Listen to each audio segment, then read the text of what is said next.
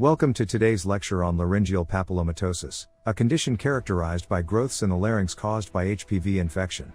We will cover epidemiology, pathogenesis, imaging, surgery, and other treatments.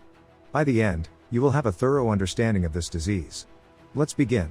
HPV types 6 and 11 are the main culprits for laryngeal papillomatosis. They cause recurrent papillomas in the larynx, leading to significant morbidity. While they are low risk for malignancy, targeted treatment and prevention are important. Laryngeal papillomatosis primarily affects children between 1 and 5 years old, with a slightly higher occurrence in males. Risk factors include maternal condyloma during childbirth. The incidence and prevalence rates vary geographically, with higher rates in areas with more HPV infections. Understanding these patterns helps healthcare providers target prevention efforts. The pathogenesis of laryngeal papillomatosis involves the interaction between HPV and the host's epithelial cells. Following viral entry, HPV undergoes replication within the epithelial cells of the larynx, leading to the formation of papillomas. The immune response plays a critical role in controlling the disease, with impaired immune function often associated with more severe and recurrent cases. Elucidating the underlying pathogenic mechanisms of laryngeal papillomatosis is crucial for the development of targeted therapies and potential preventive strategies. Accurate diagnosis and monitoring of laryngeal papillomatosis rely on various imaging techniques. CT and MRI scans are commonly utilized to evaluate the extent of disease involvement and identify potential complications such as airway obstruction. CT provides excellent anatomical detail, while MRI offers superior soft tissue resolution.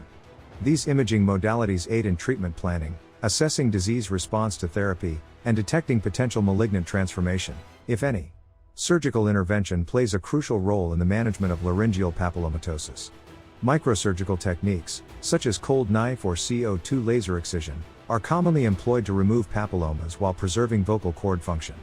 The use of lasers offers precise tissue ablation and can minimize damage to healthy surrounding tissue. However, the recurrent nature of the disease necessitates repeated surgeries and poses challenges in achieving complete eradication. Understanding the available surgical options and their respective advantages and limitations assists in providing optimal patient care. In addition to surgical interventions, adjuvant therapies have been investigated for their potential use in laryngeal papillomatosis management. Antiviral agents, such as cidofovir, have shown promise in inhibiting HPV replication and reducing papilloma recurrence rates. Immunomodulatory drugs, such as interferons, aim to enhance the immune response against HPV. These therapies, when used in conjunction with surgery, may improve treatment outcomes and reduce the frequency of surgical interventions. However, further research is needed to establish their long-term efficacy and safety in clinical practice. Laryngeal papillomatosis can greatly affect voice quality and overall quality of life. It can lead to hoarseness, breathiness, and limited vocal range. Multiple surgeries and recurrent nature of the disease have psychological and social consequences. Long-term effects on speech and swallowing may occur due to laryngeal scarring. Comprehensive evaluation using objective and subjective measures helps assess the impact on patients' well-being. While typically a benign condition, laryngeal papillomatosis can give rise to various long-term complications. Airway obstruction, the most critical complication, can occur due to papilloma growth, leading to life-threatening respiratory issues. Dysphonia, characterized by abnormal voice production, is a common consequence of papillomatosis. Laryngeal stenosis, a narrowing of the laryngeal lumen, may develop due to recurrent surgeries or scarring. Understanding these potential complications aids in anticipating patient needs, providing appropriate interventions, and ensuring optimal long-term outcomes.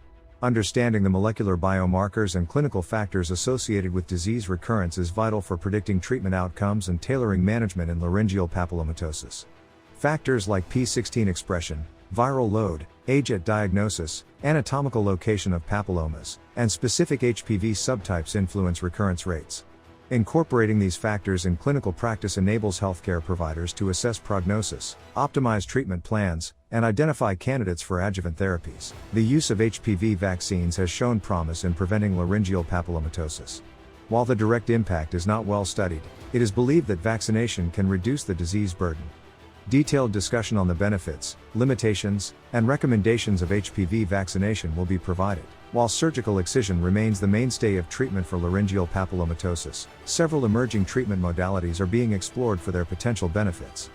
Photodynamic therapy, involving the use of photosensitizing agents and light activation to induce cell death in papillomas, has shown promising results in limited studies.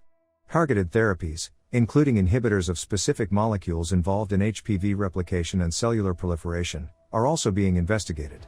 Identifying alternative treatment options is critical to improving outcomes and reducing the burden of multiple surgeries in laryngeal papillomatosis management. While laryngeal papillomatosis is primarily attributed to HPV infection, genetic factors may contribute to individual susceptibility. Certain genetic mutations and polymorphisms have been associated with an increased risk of developing this disease. Moreover, familial cases of laryngeal papillomatosis have been documented, suggesting a potential role for genetic inheritance. Investigating the genetic predisposition and familial clustering of laryngeal papillomatosis provides valuable insights into its etiology and may aid in identifying high-risk populations and implementing preventive measures.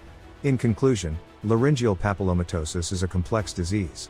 We have discussed various aspects including HPV subtypes, surgical management, complications, molecular markers, HPV vaccination, emerging treatments, and genetic predisposition. Understanding this disease is crucial for effective diagnosis, treatment, and support. Research is ongoing to improve outcomes. Thank you.